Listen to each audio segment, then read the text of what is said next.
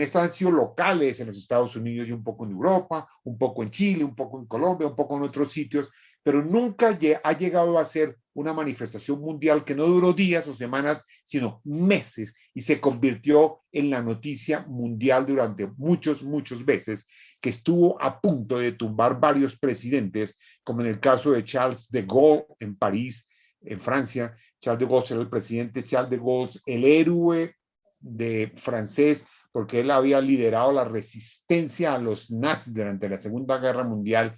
Era el gran héroe para los adultos, pero para los jóvenes ya no significaba nada y por tanto casi lo tumban como tal.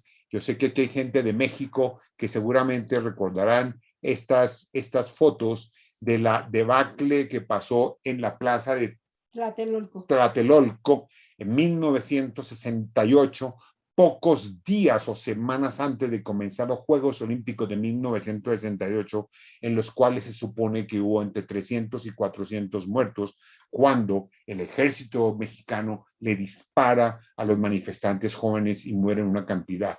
También a mis amigos mexicanos que están aquí presentes o a todos, si quieren conocer un poco de esa historia de mayo del 68, sin que sea una película sobre eso, pues está la película Roma, mexicana, que ganó el premio Nobel, perdón, el premio Oscar a la mejor película extranjera hace unos 3 o 4 años, y esa es una historia de amor, pero que detrás de esa historia de Roma está realmente, de Roma es un barrio, ¿cómo se llama en México? Una colonia en Ciudad de México, pero detrás, en el trasfondo, está toda la Revolución de Mayo del 68 y todas las matanzas que hubo en México. Es decir, fueron muchas cosas en el mundo entero. En Colombia hubo muchos acontecimientos en la década de los 60. Por todos esos acontecimientos nacen las guerrillas colombianas.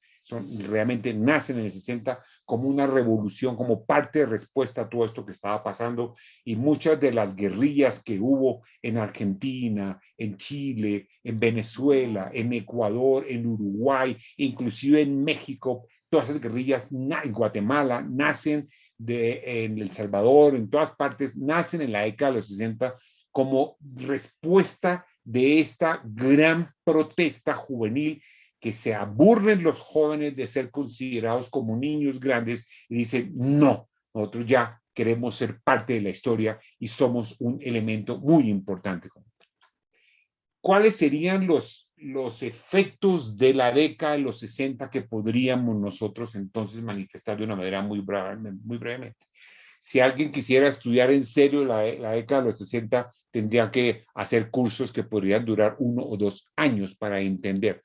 Aquí nosotros de una manera, perdóname por decirlo, si se quiere, abusiva, estamos tratando de resumirlos en unos 15 o 20 minutos lo que pasó en los 60.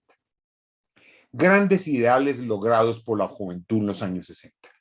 Primero, el despertar de una nueva juventud activa, crítica, pensante, grandes manifestaciones. No se podría entender la juventud de hoy sin la década de los 60. La década de los 60 es donde realmente podemos decir que nace la juventud como un ente social diferente, como un ente social que hay que tener en cuenta y que debe de ser considerada como un elemento central de la juventud. Hasta el punto, y me salto aquí a este punto, en que en Colombia, obviamente no en los 60, pero esa juventud en los 90 logró el cambio de la constitución colombiana, nuestra, que tenía más de 100 años, a través de un movimiento juvenil en 1991, se cambia la constitución en Colombia. Lo que está pasando en Chile en este momento, con la revolución y protesta juvenil de hace 2 años, pues hoy se está cambiando la constitución en Chile exactamente por las protestas juveniles. Pasa la exigencia de la libertad, que bueno, prohibir, la juventud exige más libertad, empieza a discutirse de manera más relevante la igualdad de la mujer, no tenerla como aparte, como dependiente de, sino como valor al igual que el hombre, y exige la autonomía y logra la autonomía en sus decisiones y obviamente tiene un gran involucramiento en la sociedad. Qué bueno, excelente. Pero al lado se dieron igualmente muchas cosas que hoy desafortunadamente también permanecen. Empezaron por discusiones de tipo filosófico mentiroso, digámoslo, La violencia se justifica como medio de expresión y por eso les comentaba que nacen todas las guerrillas de varios países de Latinoamérica, nacen en los 60. Y como ustedes saben, en el caso colombiano, hoy las tenemos aún todavía, por lo menos una de ellas sigue viva. Y después ese fenómeno asociado al narcotráfico, pues hace que en el caso de México particularmente, que se fortalecen los movimientos del narcotráfico fundamentado en el narcotráfico de la guerrilla en Colombia, que llevan después su negocio a México. Esta exigencia de libertad se lleva hasta el máximo y entonces yo soy libre de todo y por tanto entra la drogadicción, entra el narcotráfico, el libertinaje, Young, Wild and Free, jóvenes salvajes y libres, libre por la libertad. A mí no me digan nada, yo soy dueño de mí mismo, yo soy dueño de mi cuerpo, yo soy dueño como tal, y eso se desvía hacia estos fenómenos que no es que no existiera antes la drogadicción, la drogadicción ha existido desde la primera parte de la historia de la humanidad, pero en la década de los 60 se lleva a unos niveles pues que hoy son todo el contexto y sufrimiento que tenemos en todo el mundo, pero principalmente en países como México, Colombia y Estados Unidos. Colombia y México supuestamente como productores y Estados Unidos supuestamente como consumidores, aunque todos consumimos y todos producimos. La igualdad de la mujer, qué bueno, pero al lado se genera, entonces hagamos el amor y no la guerra, entra la promiscuidad sexual, el amor libre, el aborto se dispara aquí y entonces con el argumento del feminismo, las mujeres deciden igualarse a los hombres y en esa parte se igualan a que nosotros somos promiscuos, somos infieles y hacemos esto, entonces la mujer también decide por igualdad hacer lo mismo. Obviamente estoy hablando de un pequeño grupo, pero hay muchos movimientos feministas que hacen esa igualdad que definitivamente nos ha tenido con grandes inconvenientes como la disminución del valor familiar que empezamos a notar desde la década de los 60 y que hoy sufrimos en todos nuestros países. La autonomía en sus decisiones es excelente, eso es un bien que gana la juventud. Sin embargo, se centra solamente en derecho, yo tengo derecho a, pero no hace una base de equilibrio con los deberes y por tanto exige, pero no doy. Por eso pues la juventud y hoy más que siempre, pero desde los 60, empieza a exigir sus cosas, pero no necesariamente a aportar de la misma manera como exige. Y un poco hemos querido de una manera muy rápida colocar ahora el contexto histórico y el padre José María estaba aquí en Colombia haciendo cursillos de cristiandad y viendo a través del mundo lo que estaba pasando. Él estaba, y en Colombia, pues la Revolución de Mayo y toda la rebeldía juvenil con el nacimiento de las guerrillas, pues el padre era un observador, digamos, lo que estaba en primera fila observando lo que estaba pasando. Veamos qué pasa entonces con el carisma y todo lo que pasa aquí. ¿Por qué nos pensó así Pujadas? Recordando nuestro nombre de nuestro seminario y nuevamente un homenaje al Centro Vida de Santa Rosa de Osos aquí en Colombia, que fue el que le puso este nombre. Pues hombre, el padre José María dice, la vida, el mundo y la historia nos interrogan. Y él sabe que Cristo es la respuesta. Esto fue un diseño del padre José María, esto fue literalmente hecho por el padre José María. Cristo como esta cruz como interrogante, Cristo es la respuesta. Él sabe que Cristo es la respuesta y por tanto él empieza a moverse como tal. Podríamos entonces cambiar la pregunta de por qué nos pensó así nos pensó Pujadas, a por qué Pujadas nos pensó de esta manera. Él supo leer el contexto histórico de lo que estaba pasando. Y Encuentros de Promoción Juvenil es una respuesta al llamado del Papa Pablo VI, que era en ese momento el Papa desde 1963 hasta 1975. Él era el Papa del momento. Y el Papa pronuncia esta famosa frase que el padre José María mencionaba muchas veces. Todos hablan de la juventud, nadie le habla a la juventud. Y eso cuestiona de manera muy directa al padre José María. ¿De dónde viene el carisma entonces? ¿De dónde nace el carisma? ¿Qué tiene que ver Encuentro de Promoción Juvenil con toda esta revolución y con todo este barajujo que le estoy presentando de los años 60? ¿De dónde viene el carisma? Un primer elemento clave, pues el padre José María. Rápidamente, como ya les comentó María Victoria, nace en el 75, ingresa al seminario en el 27, se enrola al ejército y deserta en el 36, se ordena como sacerdote en 1941 y asiste a cursillos en 1956. Miren la cantidad de tiempo que él estuvo en cursillos, 12 años. Como diría el padre José María, no se puede entender encuentros de promoción juvenil sin entender o sin la historia de cursillos de cristiandad, porque mucho de nuestro carisma viene de la experiencia vivida y profesada por el padre José María en cursillos de cristiandad. Y después, obviamente, encuentros de proceso juvenil, su gran obra. El padre José María es muy recordado por los cursillos porque hizo un gran labor para los cursillos, pero realmente su gran obra es Encuentro de proceso juvenil, que nacen en Colombia, se bautizan en Costa Rica, como vamos a comentarlo ahora brevemente, y llega a Europa en 1974 y el padre José María fallece en 1984.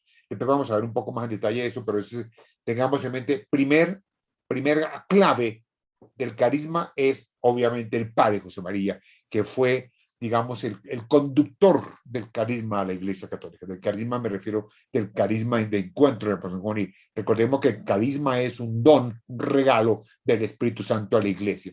Pues aquí encontró el Espíritu Santo el que llevaba el regalo, el padre José María. Hay un segundo, pues es obviamente toda la historia del siglo XX que rápidamente les hemos a una rápida explicación al respecto, un rápido recorderis. Está pues toda la parte de la Segunda Guerra, Vietnam, está la Revolución Cubana, la Guerra Fría, todo era parte del contexto histórico. ¿Qué pasaba a la juventud en ese momento antes de los 60? Era un poco un material para hacer la guerra y sin mayores derechos, digamos, la generación del silencio, dicen los sociólogos actuales, y después vienen los baby boomers, que ya les comentamos, viene mayo del 68, Woodstock y otras muchas cosas que pasaron en el 60, como los gobiernos pisotearon los discursos, Estados Unidos pisotea a las personas que piden libertad a Vietnam, Francia trata muy mal a Argelia, finalmente Argelia se logra independizar, el socialismo en los estados de la Unión Soviética, en Praga y en otros sitios un desastre, y muchas otras cosas que por tiempo no alcanzamos a detenernos, pero la vanguardia estudiantil de Estados Unidos, Reino Unido, Indonesia, México, Argentina, Nueva Juventud Alemana y muchas otras manifestaciones. O sea, la juventud empieza a jugar un papel importante en toda la historia del siglo XX a partir de la década de los 60. ¿Y qué pasaba con la iglesia? O sea, la iglesia, ajá, ¿en qué estaba la iglesia? O sea, ¿dormida? No, la iglesia tenía una gran actividad. De 1961 a 1965 es el Concilio Vaticano II. Concilio Vaticano II es después de 700 años se cita un concilio. Lo cita el Papa Bueno, Juan XXIII, San Juan XXIII. Nos contaba el padre José María que cuando le preguntaron al Papa Juan XXIII, su santidad, ¿qué va a hacer del segundo concilio? Dice que el Papa se acerca a una ventana, abre la ventana y dice aire fresco para la iglesia. El Papa citó entonces al Concilio Vaticano II, un hito histórico después de 700 años en la Iglesia Católica. Saber leer los signos de los tiempos son expresiones del Vaticano II que el padre José María estaba muy al pendiente porque el padre José María se consideraba como un experto de Concilio Vaticano II. Viene la encíclica de Pablo VI, Popularum Progreso, toda vida es una vocación. A finales de 1967 en Bogotá hay un curso de dinámica psicológica de grupos juveniles y el padre José María asiste, está allí. Él estaba trabajando con adultos, sin embargo ya tenía su gran inquietud con los jóvenes y él asiste a este seminario de grupos juveniles manejado por el padre Vela aquí en Bogotá. Terminado este curso, el padre José María y un grupo de sacerdotes sigue reuniéndose como para concretar todas esas orientaciones del Vaticano II y de los grupos juveniles que había en Bogotá. Esta es una foto icónica, este es el padre José María. Seguramente ustedes saben quién está aquí. Alguien si quiere alzar la mano o hablar, está aquí. ¿Ustedes lo reconocen quién está aquí? ¿Alguien quisiera intervenir o escribir en el chat y decir quién es él? ¿Quién es el Papa Pablo ¿Cuál VI? Papa? Pablo Pablo VI, correcto. Papa Pablo VI, excelente, Jesús, muchas gracias. Esta es una foto en Bogotá. Papa Pablo VI es el primer papa vigente, o sea, que está en su papado, que viene a América Latina, es Pablo VI, y viene a Bogotá a varias cosas, básicamente inaugurar el 39º Congreso Eucarístico Internacional, que se hace aquí en Bogotá, y después a abrir la segunda reunión, la segunda reunión del CELAM, Conferencia Episcopal, que hace en Bogotá. Hay un micrófono, si me ayudas, Fernando, con un micrófono por ahí prendido. Este es un discurso donde está el padre José María, en un colegio, el Colegio del Pilar, aquí en Chapinero, mis amigos de Bogotá lo recordarán muy bien, inaugurando la Ultrella Latinoamericana de Bogotá. La Ultrella es una expresión de los cursillos de cristiandad, donde se reúnen muchos cursillistas de varias partes del mundo. Venía, entonces se hizo una gran Ultrella latinoamericana, y aquí está el padre José María en su función de cursillos, saludando al Papa Pablo VI en esta reunión. Esta para mí es muy importante porque en estas reuniones del Papa con el padre José María y las expresiones del Papa hacen que venga el nacimiento del carisma del padre José María. San Pablo VI, todo el mundo habla de la juventud, nadie le habla de la juventud. En agosto, pues la visita que ya les comenté, y en CELAM, Medellín, se hace la segunda conferencia latinoamericana, y hay un documento que produce este CELAM de Medellín en 1968, que es se llama la opción por los jóvenes, y ese documento es el que el padre José María considera como la constitución, o como la constitución, la carta de navegación, me recuerda aquí María Victoria con toda razón, de encuentros de promoción juvenil. Este documento es el que hace. Está alzando la mano Dulce. Dulce, adelante. ¿De dónde nos saluda Dulce? Ah, San Diego, dice. Dulce, adelante, y si te dejas ver la carita, me ayudas. Adelante, Dulce, puedes preguntar. Lo que pasa es que Dulce me mandó un mensaje diciendo que ella no podía ver el PowerPoint. Ah, qué pena. Qué pena. Ok, gracias Jesús. Gracias Jesús. Lástima, Dulce, pero bueno, esto se está grabando, ¿cierto, Fernando? Así que podríamos tenerlo después, ¿correcto? Sí, sí, se está grabando. Gracias. Entonces le estaba comentando que en esta reunión del CELAM, este documento es el que se convierte en la carta de navegación. Entonces hemos tenido tres elementos claves. El primer clave, bueno, la Iglesia Católica. ¿Qué pasa con la Iglesia Católica en los 60? Pues está el Concilio Vaticano II, está el documento sobre la educación de la juventud, está el curso del CELAM que les comentaba anteriormente, está la visita del Papa a Colombia y está la reunión del CELAM aquí que produce ese documento a la juventud. Entonces, digamos que jugando un poco con la tecnología, tenemos tres elementos claves. La Iglesia en los 60, Concilio Vaticano, documento de Medellín, Pablo VI en Colombia. Segundo, los años 60 y todo el despertar de la juventud que hemos hablado. Y tercero, pues está el padre José María aquí en Colombia, con más de 300 cursillos en general, desde 1963 en Colombia. Aquí tenemos un error. Aquí de 1963 está en Colombia. Y está pasando todo esto. Y nosotros entonces hemos hecho esto. ¿Lo ven? Ah, no lo ven. ¿Sí lo ven? ¿Se ve moviéndose? Bueno, antes lo teníamos con movimiento, no sé qué pasó aquí.